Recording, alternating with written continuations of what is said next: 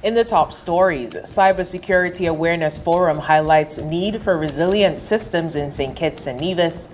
Grenada to host Regional Sargassum Secretariat and Information Hub. And dock workers' strike suspended amid ongoing negotiations. Hello and welcome to the ZIZ Midday Newscast. Today is Friday, October 4th, 2024. I'm Scotty Sia Hendrickson. Nationally, the critical importance of a strong and resilient cybersecurity framework was underscored during the Cybersecurity Awareness Forum held at the St. Kitts Marriott Resort.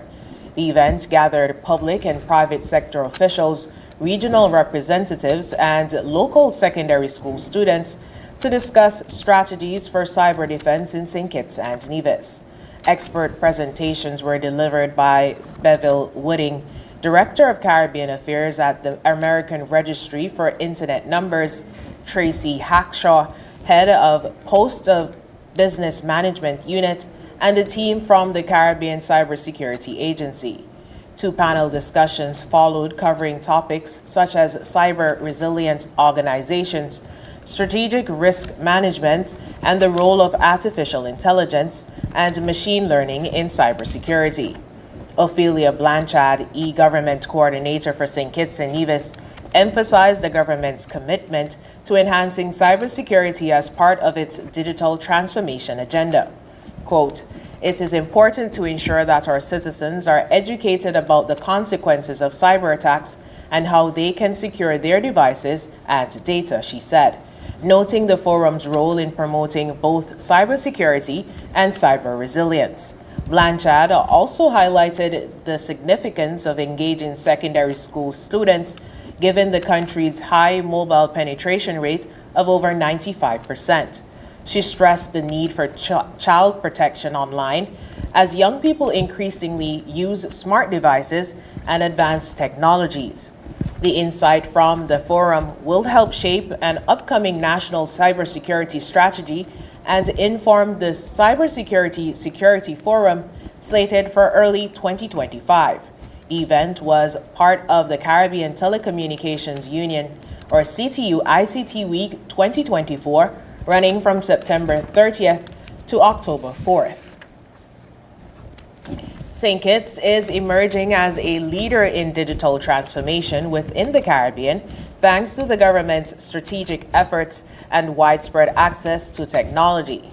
At a press conference hosted by the Caribbean Telecommunications Union at the St. Kitts Marriott Resort, Minister of Information, Communication and Technology, Honorable Conress Maynard, highlighted the near universal smartphone use and expanding digital infrastructure as key factors driving the nation's progress. He said, quote, "Nearly every person in St. Kitts and Nevis has a smartphone, providing an opportunity to implement digital services at scale," end quote. He pointed to investments in the Internet Exchange Point, or IXP, St. Kitts and Nevis Internet Exchange, or SKNIX, and a new electronic ID, or EID system as pivotal to the government's digital agenda. Recent advancements include online tax submissions and digital platforms for public services, with the goal of streamlining access to passports, driver's licenses, and business registrations via mobile devices. St. Kitts and Nevis is setting a strong example for digital governance in the Caribbean, positioning itself as a frontrunner in the region's technological evolution. The Premier's Ministry of Nevis welcomed delegates from the Caribbean Telecommunications Union, or CTU ICT Week, with a reception at the Malcolm Gishad Recreational Park, Penny's Beach, on Wednesday evening. Delegates from across the Caribbean are attending the 2024 CTU ICT Week in St. Kitts, held under the theme Bridging Technologies for a Sustainable and Inclusive Future. Premier of Nevis, Mark Brantley, greeted the delegation saying, "I extend a very warm welcome to all of you to the side of paradise, the island of Nevis. We hope you enjoy our incredible hospitality," end quote.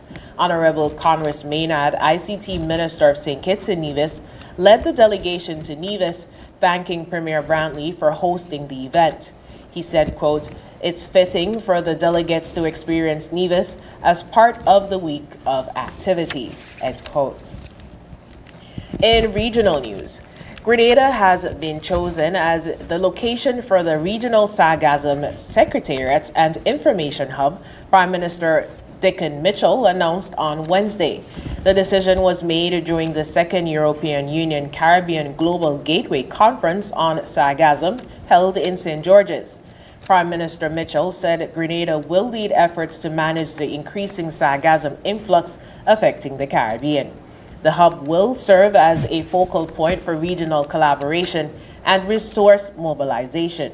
The two-day conference, themed Turning the Tide: Sustainable Practices and Economic Opportunities for Sargassum in the Caribbean Basin, attracted over 400 participants and aimed to turn the environmental issue into sustainable opportunities.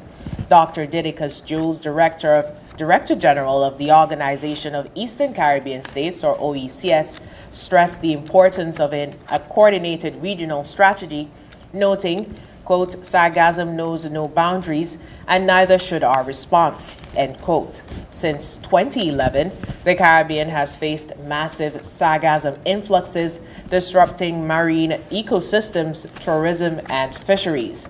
The new secretariat will lead the regional response to this growing issue. Meanwhile, Hurricane Kirk intensified to a Category 4 storm on Thursday, with forecasters warning of potential life-threatening surf and rip currents this weekend along the U.S. East Coast, Bermuda, the Greater Antilles, and the Bahamas. The Miami-based U.S. National Hurricane Center reported that Kirk was located in the central Atlantic Ocean and could further strengthen in the coming days. However, the hurricane is expected to remain far from land. Swells generated by Kirk are forecasted to reach the Leeward Islands by Friday, Bermuda and the Greater Antilles by Saturday, and the U.S. East Coast and the Bahamas by Sunday. While no coastal watches or warnings have been issued, the storm's powerful waves could pose a significant hazard. The Eastern Atlantic tropical storm Leslie formed late Wednesday and could become a hurricane by Friday. Currently, it poses no immediate threat to land. In international news, the union representing 45,000 dock workers across U.S. East and Gulf Coast ports has agreed to suspend their three-day strike until January 15th, allowing more time to negotiate a new contract. The International Longhorn Association reached a decision after a tentative agreement on wages was made with the U.S. Maritime Alliance, which represents the ports and shipping companies. The strike began earlier this week after workers' contracts expired, causing concerns about potential supply chain disruptions, especially during the holiday season. The temporary resolution came after the Maritime Alliance approved its wage offer, raising it to 62% over 6 years. Until January 15th, workers will operate under the terms of the expired contract, and the negotiations will continue. The strike raised fears of shortages, but with its suspension, major disruptions have been avoided. President Joe Biden praised both parties for their efforts, saying the decision was crucial to ensuring the availability of essential supplies, including for Hurricane Helene recovery. Key issues such as wage increases and the automation of tasks at ports remain under discussion, but experts believe the two sides are close to finalizing an agreement. Further afield, more than a dozen tigers have died from bird flu at the Vuan Zoo, southern Vietnam, according to local officials. The animals, including several cubs, fell ill after being fed raw chicken from nearby farms, and their deaths occurred rapidly. Zoo manager Nyangge Bafuk said the tigers looked weak, refused to eat, and died within 2 days of falling sick. Samples confirmed presence of H5N1 virus, a strain of bird flu. In a total, 20 tigers, along with a panther, succumbed to illnesses. Their bodies were incinerated and buried at the zoo. Animal rights organization PETA condemned the incident, with Senior Vice President Jason Baker stating that the deaths underscored the dangers of keeping wild animals in captivity, which can also heighten risk to global human health. Bird flu, which has caused hundreds of human deaths globally, primarily affect individuals who come into direct contact with an infected bird. And now for the weather. Present weather is partly cloudy skies. Winds are north at 3 to 10 miles per hour, becoming variable or calm at times. The temperature today is 30 degrees Celsius or 86 degrees Fahrenheit. Seas are 1.2 to 1.8 meters or 4 to 6 feet, with swells reaching 1.5 meters or 5 feet. Therefore, a high surf advisory is in effect. The weather forecast for today predicts partly sunny skies with periods of increased cloudiness and a 70% or high chance of showers. Tonight will be fair to partly cloudy skies with a 40% or moderate chance of brief overnight showers. Sunset today will be at 5:57 p.m. and sunrise tomorrow will be at 6:02 a.m. And that brings us to the end of the ZIZ Midday Newscast. Join us this evening for these stories and more in detail. Thank you so much for joining us. I'm Scotticia Hendrickson.